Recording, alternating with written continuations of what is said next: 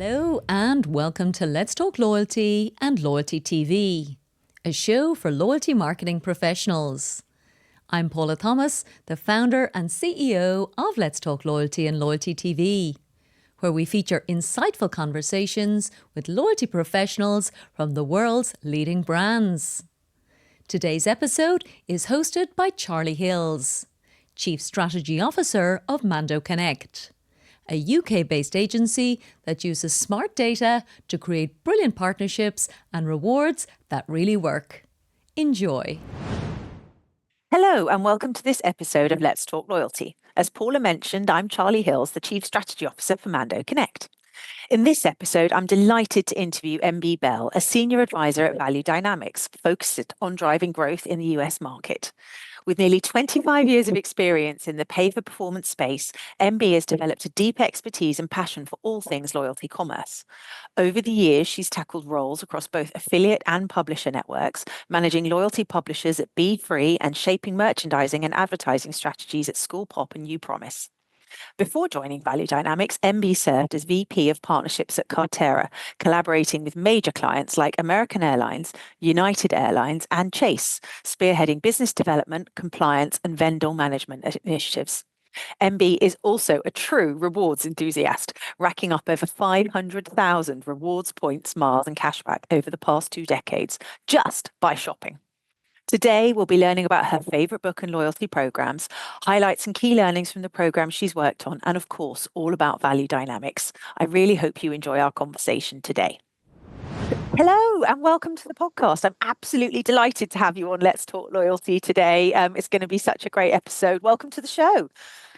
Charlie, thank you so much for having me. I'm so excited to talk about all things loyalty and really anything else, and privileged to be the first episode of 2025 and in video. So Yes, it's scary. all good. Yes, lots thank of you. lipstick and fancy hair around for us all. I'm hoping all the people who normally listen are now enjoying watching as well. This is what I look like after all these years. And this is MB. We're delighted to have you here with us today. As well as the new video format, actually, we've got a new opening question that Paula has put together for the 2025 shows, which is a great one, actually, and one I'm really interested to hear your thoughts on. So without further ado, what is your favorite book about life or leadership or loyalty?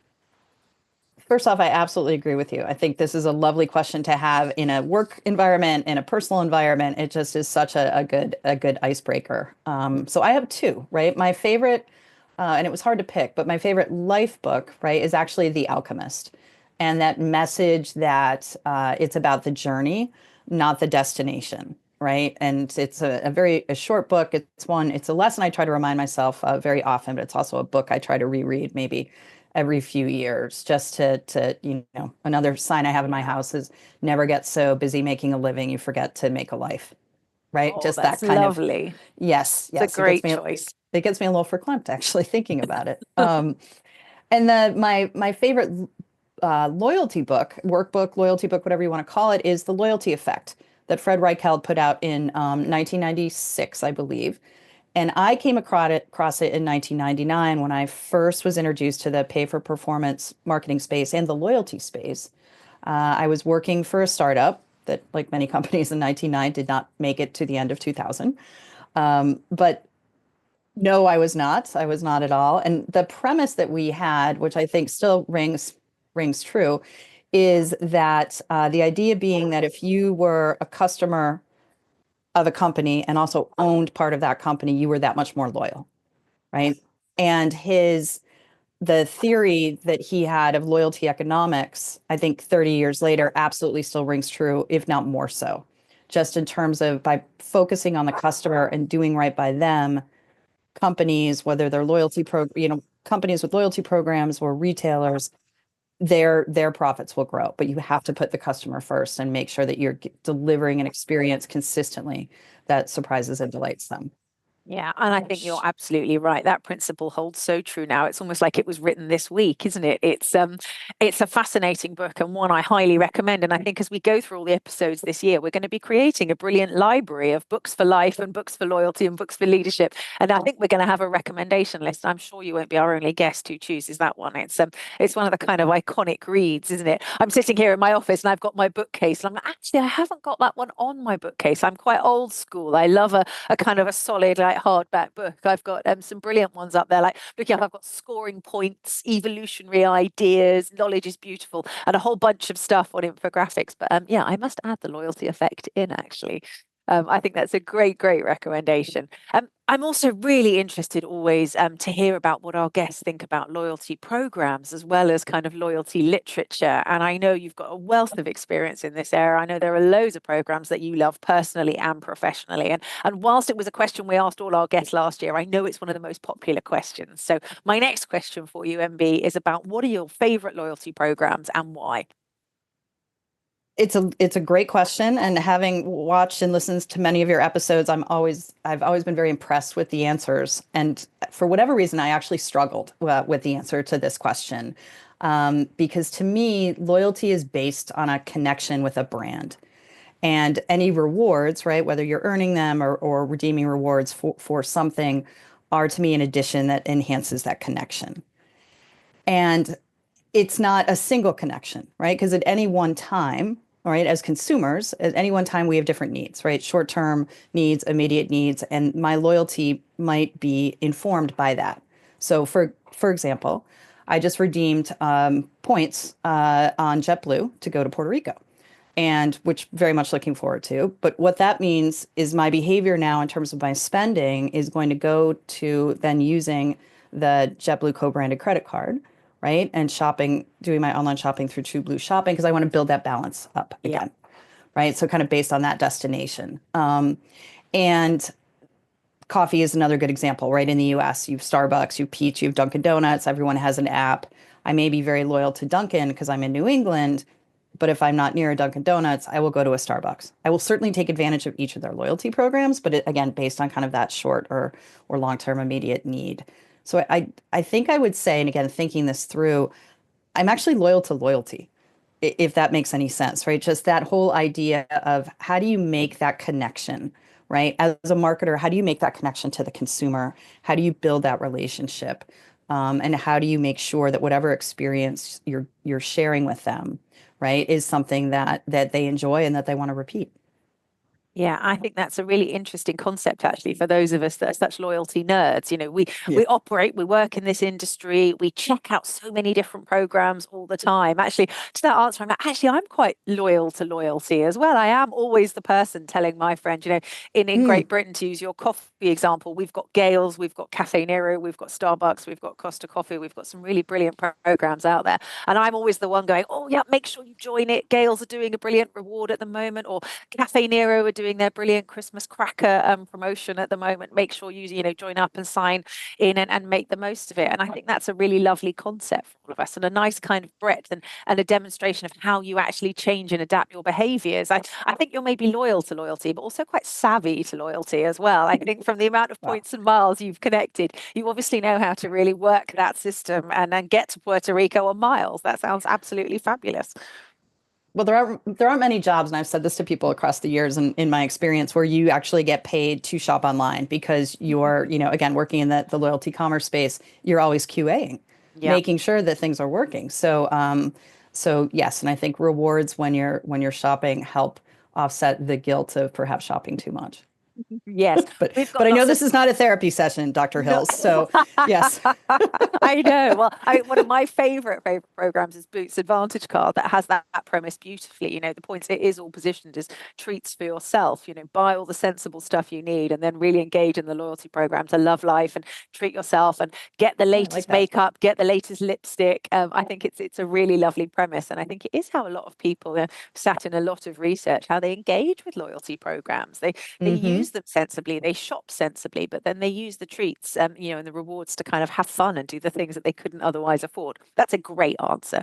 I mean, you've worked in loyalty, you've worked in e-commerce for so long, you've got so much experience. I'm sure our listeners would really benefit from hearing a little bit more about your background, actually, and what else you enjoy about working in loyalty marketing, as well as knowing how to work the system and get to Puerto Rico. What do you love about our industry? What do you love about working here? And how did you end up in the role that you're in?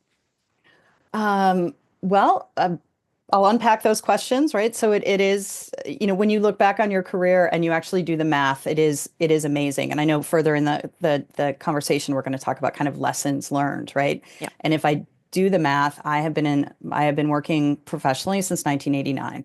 So I don't even do the math, MB. What is that? 35 years, right? Which just kind of boggles my mind because I still think I'm 29. So how could I have been working for 35 if I've only been around for 29 years? But again, math is not my forte. But I have spent that whole professional career really in some form of strategic account management, and only in the last 25 years that I have the opportunity to get involved in pay for performance marketing.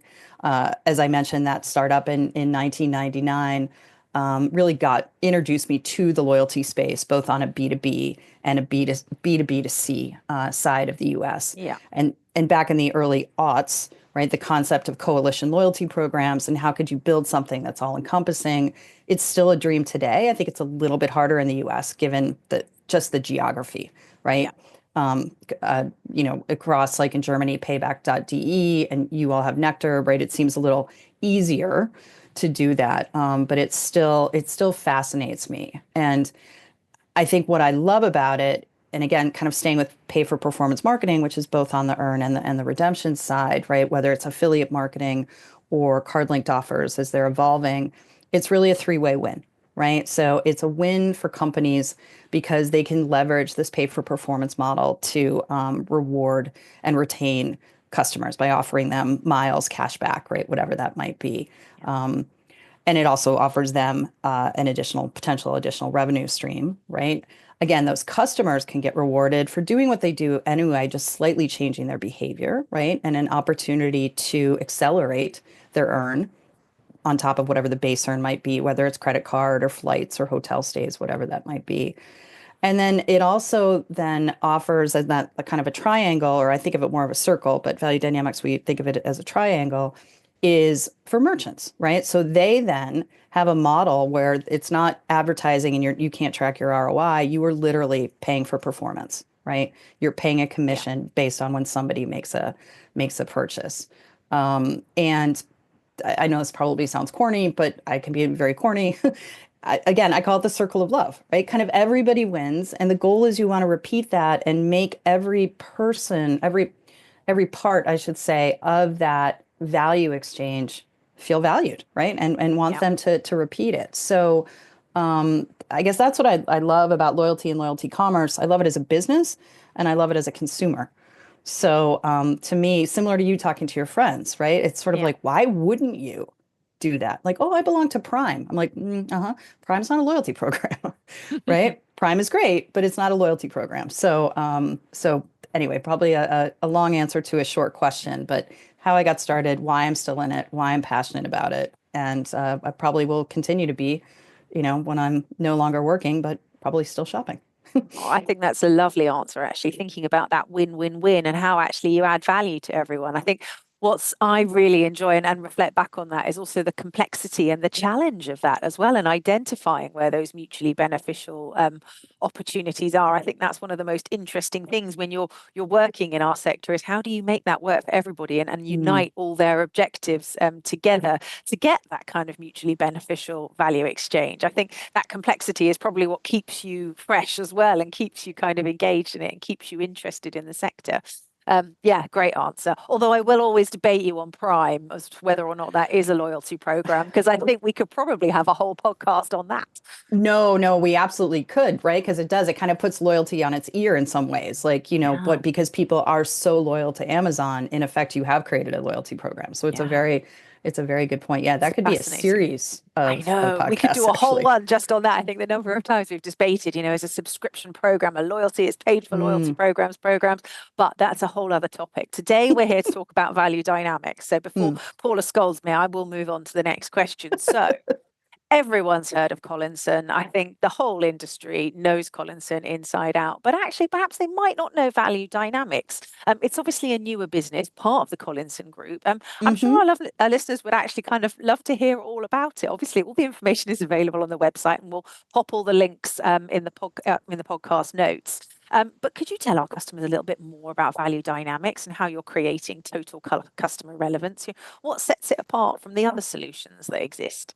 So Value Dynamics actually evolved, right, from within Collinson, leveraging that rich loyalty heritage that has existed for over 30 years, and really being able to focus as a business on earning and redeeming solutions, right, strategy, and creating that, again, total relevance between merchants, programs, right, or clients, and customers. And how do you then leverage the global buying power that Value Dynamics and its 35 plus global clients across airlines, right, financial institutions, with in 20 markets, right, including Australia, UAE, and the US, and over 10,000 merchants, if you will, both again offering earn and offering redemption.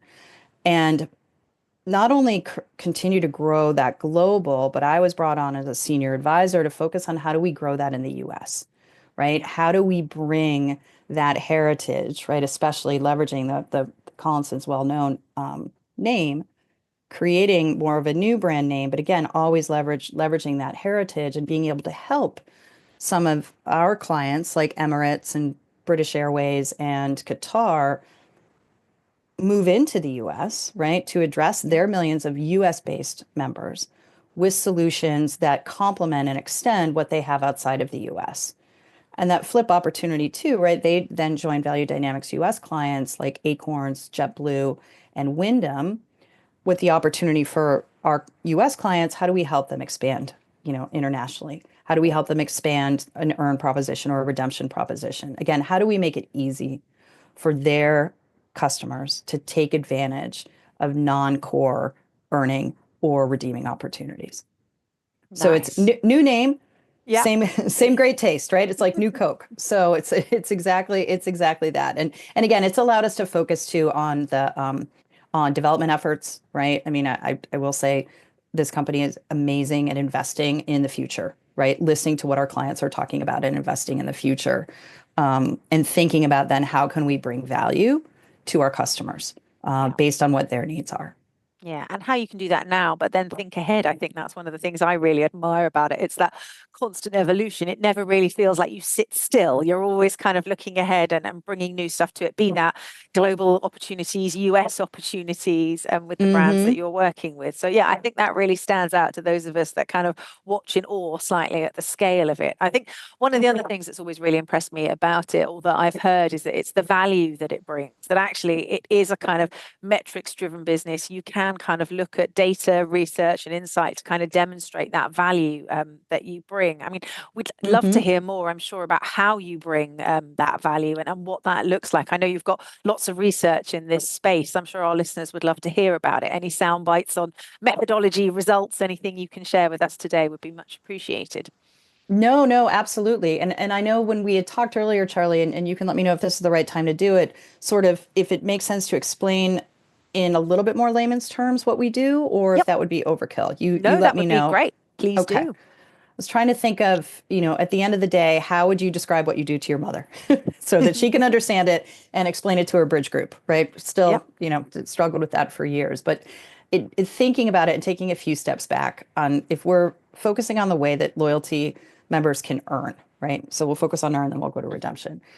And again, that same pay for performance model. It's very simple. A merchant, let's say Macy's, will say, you know what, Value Dynamics, I will pay you 10% of the purchase, of someone's basket when you refer traffic to me, whether it's click, right, which is how it's tracked for affiliate, or whether it's tracked via card link on the card swipe. And that commission, right, gets paid to Value Dynamics, but we don't keep all of it. Some publishers do, and that's fine. But in a loyalty, what makes loyalty so great is you're sharing ideally the bulk of that commission back to the member consumer who made that purchase in the form of the loyalty currency, right? For the Yep. program that they from which they came or from where they wanted to make that reward. Very, very simple. It's very simple, actually. It's Mm. not, it isn't rocket science. It is truly that pay for performance model. And the two channels, as I mentioned, are affiliate, which is click link or card linked.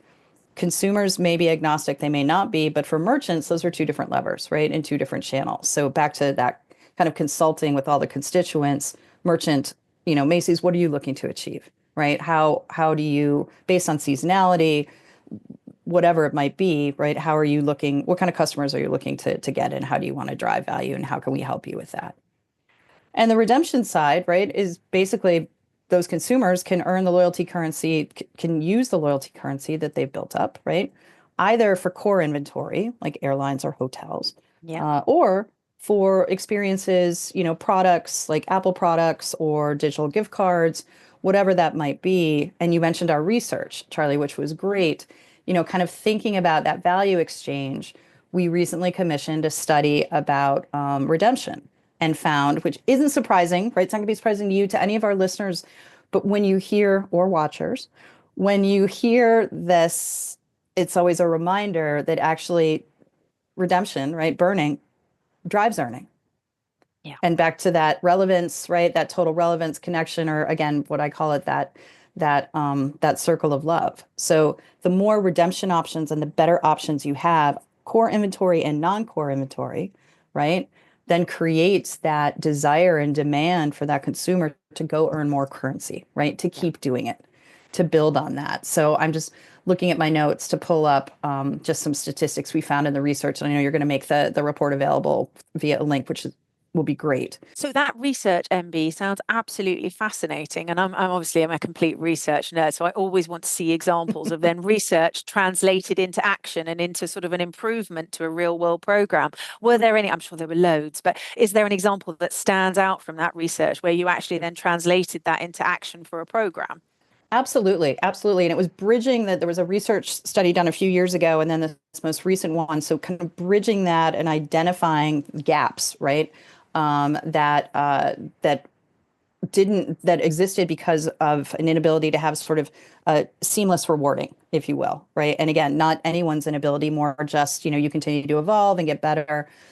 So from that, Valuedynamx actually created a redemption option for Emirates. So we provide an experience both earning and now redeeming across 5 markets, Yep. including the US, where Skywards members can instantly exchange their miles for digital gift cards that can be used right away to shop online or in store. It just stores in a digital Nice. wallet. And very nice, right? And so we were able to add that experience back to Seamless into the Valuedynamx hosted Skywards shopping experience. So again, that option to earn via click, earn via card linked, or redeem for digital gift cards across top brands, bringing that all together to make it faster and easier. And again, it goes back to that virtuous circle or that three-way value exchange that we talk about, which is how can you bring this option for the digital gift card merchant? Great. A program, you've got excess inventory, you really want to burn it. Burning drives earning, right? And then at the most important, leg on that three-legged stool is for the Skywards member, right? Making Yep. it easy, making it giving it perceived value, and then actually receiving that value that you perceived, and then creating it, going to do it all again. And that, again, virtuous circle. It's really interesting piece of research, actually. And it links back to your JetBlue example that you opened up the episode talking about. By burning those points and booking your holiday to Puerto Rico, it then made you spend more on your credit card so you could earn more points to get your balance back up. I think all of us that work in the industry really admire that virtuous circle. And I think one of the other things I love is that actionable insight as well, because now they know you want to go to Puerto Rico and they know you like to travel. They can actually use that insight to offer you more of the kinds of rewards that you love and that will engage you even more and then make that virtuous circle work faster. So what are some of the highlights from your notes of that research? What sort of things are popping out at you? And do you think JetBlue will be listening and send me a pass to Puerto Rico next year? Or Oh, at least I a do free hope drink so. ticket would be lovely. But I I think do drinks are hope free so. on JetBlue anyway. So, but yes, some of the insight that we found that and not surprising, 83% of loyalty members have redeemed currency for rewards at least once in the past 3 months. Yeah. Of the people we surveyed, 50% of those have actually done it within a month. So pretty, a lot of times you think about, oh, I'm just building up for a flight. It's going to take years. No, the currency is a lot more fluid than, especially within supermarkets, which again isn't surprising. But airlines and hotels are a close second. A lot more fluid and what's the word I want? Not fluid, but oh, I guess maybe fluid. A lot more fluid than we would think, right? Yeah. Or maybe valuable is the right word. So airline and hotel programs are really the best example of the power of a burning rate is driving the earning rate. Again, just what you said, right? Yeah. As a consumer, back to loyalty, right? I preach what I live, I suppose, for lack of a better way to put it, Nice. that it absolutely makes sense. And so we found, digging into the airline program data, that an airline program member burns currency just once per year.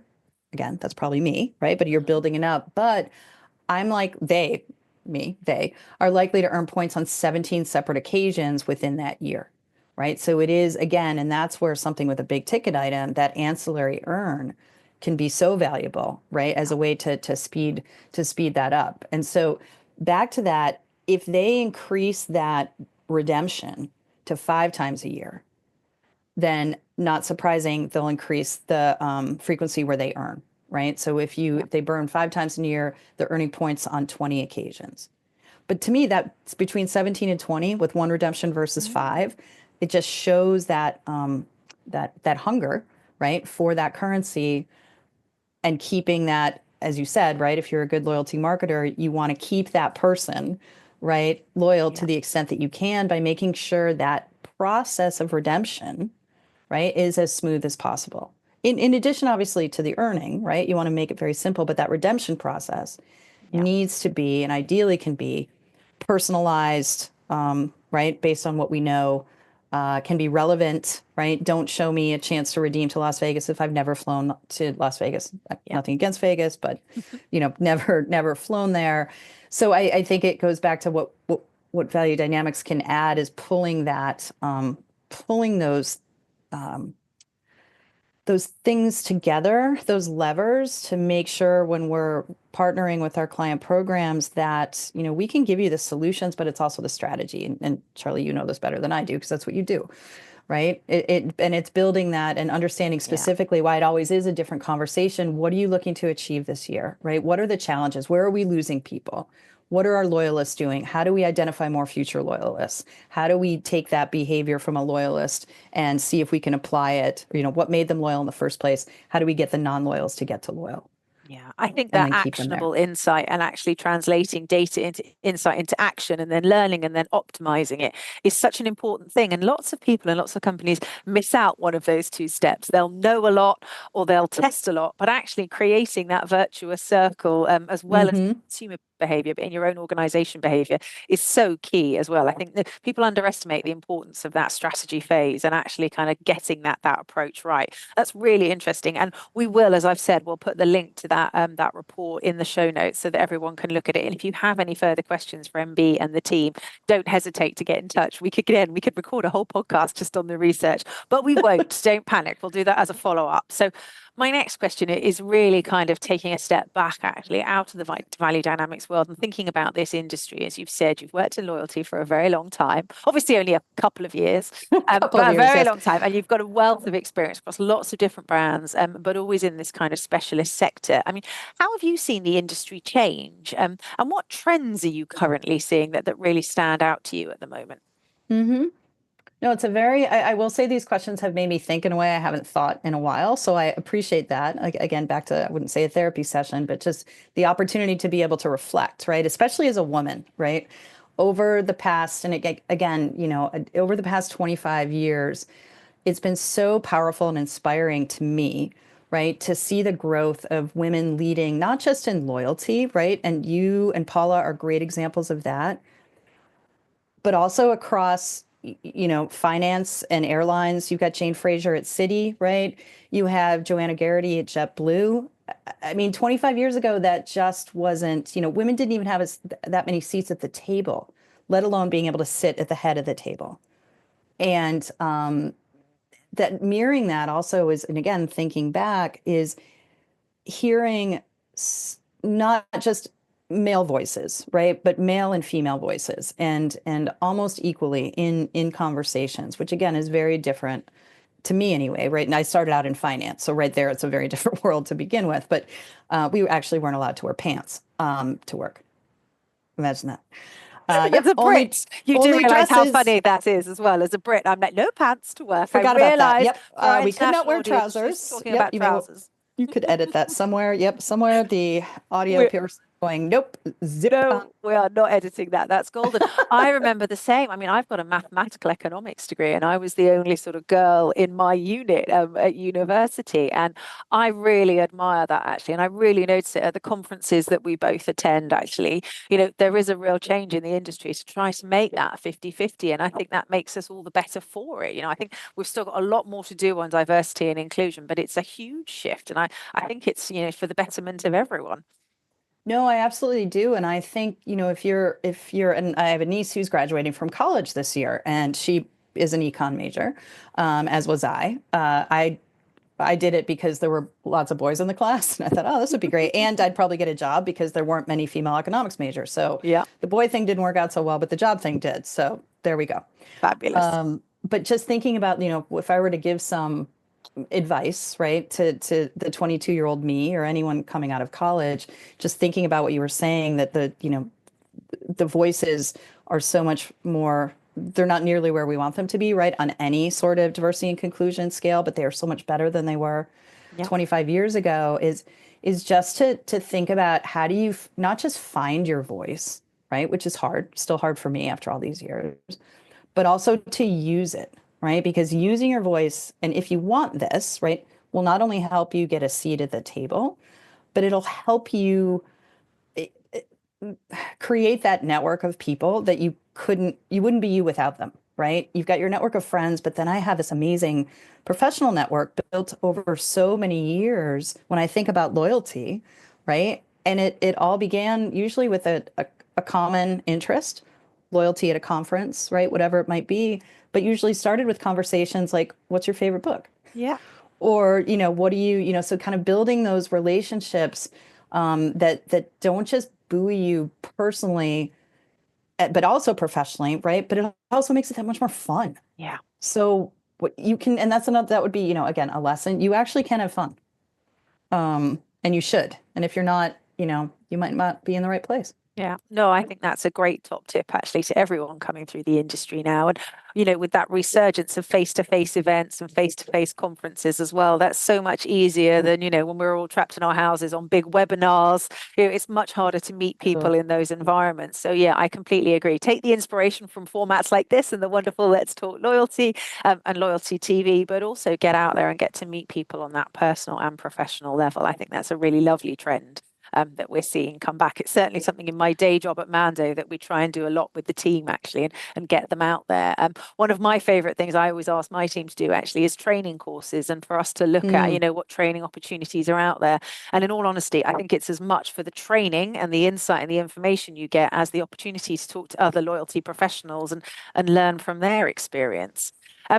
What about some of the big challenges that you think programs are facing now? Because again, that's the flip side, isn't it? There's been a lot of positive stuff, a lot of great movement, but this is a really tough time to be in our industry. We've got budgets being cut, we've got all sorts of things happening at the moment. So what do you think are some of the big challenges that programs are facing now? And then I suppose the natural extra question to that is, and how does Valuedynamx help them address those challenges? Mm-hmm. I do. So it is. I think one of the biggest challenges programs face, we see it with our clients, and you probably see it with yours, right? You see it out there again as a consumer, is creating relevance and perceived value, right? There are so many, and it's not a bad thing, right? Loyalty is lovely, but just about everyone has a loyalty program, right? I mean, including, which is great, right? I'm a big supporter of independent bookstores. I get a little card punch, literally card with a punch, right? When I go and buy a book. And so, they have a loyalty program, which is lovely. And so I think, how do you then, as a consumer, you have so many options, right? And so many options across really every interaction in your life, right? Every bank with a credit card, they want you, right? And we'll give you these offers, and it'll be rich and relevant, and it'll be amazing, right? Hotels, retail, et cetera. It's a promise that's put out there, and understandably all good intentions, but oftentimes doesn't deliver, right? So Yeah. back to that, back to our research, and again, just what we know as loyalty marketers. If you disappoint a consumer, let alone, you know tick them off, but if you disappoint a consumer, they're really hard to get back, right? It's hard to get members in. It's almost impossible to get them back if it's been a bad experience or their expectations haven't been met. Yeah. So at Valuedynamx, right, with our solutions, but as importantly with our strategy conversations, right, that partnership we build with our clients and our merchants, it's really understanding how can we add value to your overall loyalty program with the components that we can bring? How can we bring in some surprise and delight moments, right? Again, with our solutions, whether it's earning or redemption, that are not just perceived as high value, but felt that way, right? So there's the Yeah. perception of high value, but then I actually feel I've received high value. And how can I do that, right? Whether it's personalization, whether it's understanding, leveraging a little bit of AI. I think AI is one of those conversations could go either way because, again, it's like, oh, these are personalized offers for you. Yeah. That's wonderful. I have never shopped at Manscaped, which is, lovely, I believe, for, I think they're men's products. I should have looked it up before I used that name. Please do not target. And my name is MB stands for Mary Beth. Hmm. Like, what part of this is shopping at Manscaped? But yet these are curated just for me. It's like, well, Yeah. they're not. So sorry. So I think it's just, again, being able to offer solutions within our clients' existing loyalty programs, within our merchants, strategy and marketing budgets, as your point before, right? Budgets are tight. Yeah. How can you do something that is personalized, relevant, that actually delivers to that? I like virtuous circle. It sounds better than circle of love. So I may steal that from you, Charlie. That's Um, fine. that virtuous circle that then just keeps the customers wanting to come back and choose, right? Maybe I would cross the street and walk around a corner to go to Dunkin' because it was a better experience than Starbucks, right? Yeah. Or 2 blocks away or something like that. So I think it goes back to, again, you've got the solutions that can help drive engagement, but at the end of the day, it's really partnering, right, with your Yeah. clients and merchants to understand specifically what are their goals, how do they want to do it, how do we fit in and complement. And I think that's what Valuedynamx does very well. That's a lovely answer. And again, that's another virtuous circle, isn't it? Because then you've got happy clients, program then starts to do well, they can then invest more, then they can give better rewards and offers back to their audience, which then works very well for the partner. Yeah, that's a really, really nice model, and a really important lesson, I think, for everyone to learn about how you create value across that circle. Are there Hmm. any other big lessons? I feel like we've talked quite a lot, as you say, it's a bit of a therapy chair, isn't it? We've talked a lot about loyalty. We've also talked about a lot about life, and I think how the whole industry is changing. But are there any other big lessons you think that you've learned so far on your journey? Well, I think the number one lesson I've learned is never burn a bridge, because you never, as someone who, but and maybe in my introduction, right, who spent over 13 years at Cartera, it was an Yeah. absolutely lovely experience. Miss those people on a daily basis. I had the opportunity to, be part of Valuedynamx because I, met James Barry and Colin Evans at a conference. And well, keeping them away from my client, of course, Yes. get away, which I literally did. Please do not talk to the British people. Nothing against you guys. I just was It's fine. protecting my client.